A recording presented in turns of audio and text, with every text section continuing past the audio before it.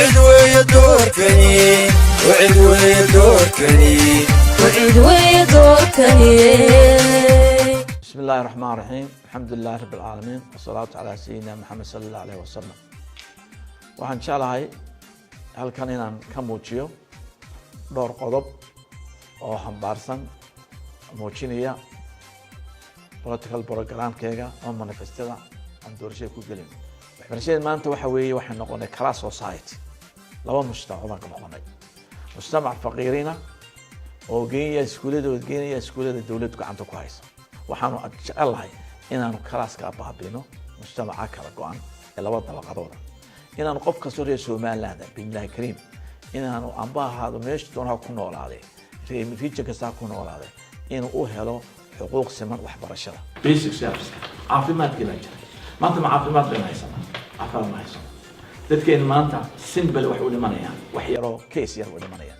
dadkeen wax haystay waxay daasan ka dabaqada hoose waxay tagtaa Addis Ababa, kuwii kale Kenya waxay tagaan Malaysia, India, Imaaraadka. kii aan waxaysnaa sariirta ku dul dhintaa. waa ogtiin maanta dalkeena Hargeysa la isku yimid. waxaan maqli jiray aloore Muqdisho laga daaraa. maanta Hargeysa aloore laga daaray Soomaaliland. waxaan doonaynaa waan daadajinaynaa insha Allah taala. waxaan doonaynaa in grassroots-ka aan baaw ka siino dhaqaalaha iyo taladaba min gobol, magaalo, district ila tuulada. oo ay ka timaado taladu xagga hoose ka timaado oo dusha timaado. oo qofka tuulada jooga oo cod ku yeesho go'aanka dawladda dhexe ka soo baxay. waxaan ku soo celinaa in degmo kastaba ay yeelato leesankeeda la baxda. leesankan maanta baacmijariga ee loo soo doonanayo Hargeysa ee sidii baasaboorkan u doonan jirnay xamar iyo tiiba la joojinay. maanta waa ogtihiin waxaan ku jirnaa go'doon dhaqaale oo siyaasadeed oo aan waxbarasho dhinac kastaba. waxaan doonaynaa anagu haddaan u cidnahay waxaan sameynay waxa la yiraahdo concept la yiraahdo two state solution road map aan sameynay 2019 haddii la yiraahdo inaan Soomaaliya kala baxnaa. maanta waa ogtiin dalkeena siyaasad dhaqaale ma jirto, dhaqaale kordhi ma jiro. marka la eego adduunkii inaga saddex wadan oo ku jirnaa adduunka ugu faqiirsan hoos baan u soconaa. waan cuntada soo saarnaa. maanta dabada la naga xiro bariisno ima waayo waa baqtiina. waa inaynu cuntadeena isku fariisanaa oo boorome district beerna oo gabiila district beerna oo oodweyna beerna oo magaalada beerna.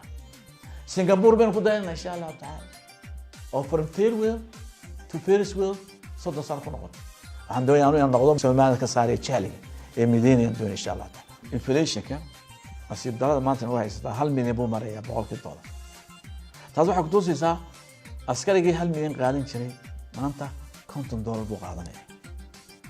$50 muxuu tarayaa askarigii? wayna kala xadeynaa baabishari kii soo dejiyay wholesale-kii ayaa haddana tafaariqeynaya. qof waxay beer income-ka ina soo gala ee Soomaaliya iyo Somaliland Soomaaliya 4 sano. qof kastoo reer Somaliland sharciga hortiisa waa uu sameeyaa, dhaqaalaha waa uu sameeyaa, waxbarashada waa uu sameeyaa, caafimaadka waa uu sameeyaa. hayb soo caano baabiinayna. waxaan doonaynaa wax kastoo wadno inaan diinta Islaamka anagu marna ma bedelino wixii kitaabka Ilaahay iyo sunnada Rasuulka yiri.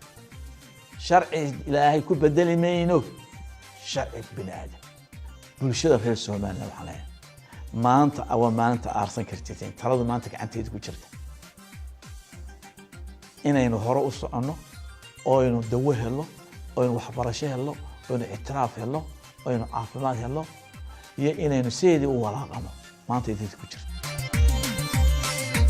وعد ويدوركني وعد ويدوركني وعد ويدوركني